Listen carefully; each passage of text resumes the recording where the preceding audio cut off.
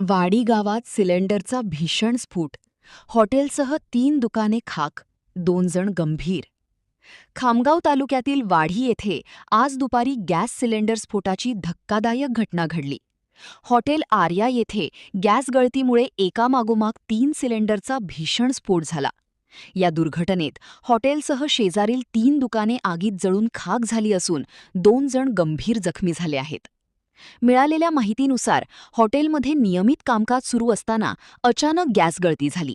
काही क्षणांतच आगीने विक्राळ रूप धारण केले आणि सिलेंडरला आग लागून पहिला स्फोट झाला. त्यानंतर सलग 2 स्फोट झाल्याने संपूर्ण परिसर हादरून गेला. स्फोटांचा आवाज दूरवर ऐकू आला असून नागरिकांमध्ये भीतीचे वातावरण निर्माण झाले. या आगीत हॉटेलसह लगतची दुकानेही भस्मसात झाली. दुकानांतील सर्व साहित्य जळून खाक झाले असून लाखो रुपयांचे नुकसान झाले आहे. आगीच्या ज्वाळा आणि धुराचे लोट दूरवरून दिसत होते.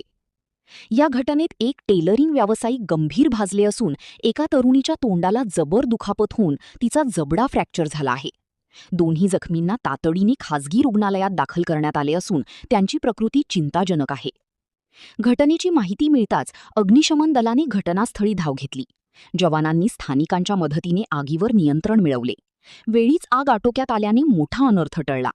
सध्या पोलीस पंचनामा करत असून पुढील तपास सुरू आहे. जिवंत आहे ना, ते फुटू शकते ना, ते फुटू शकते ना. मग मजा काय, त्याच्यापासून दूर राहा.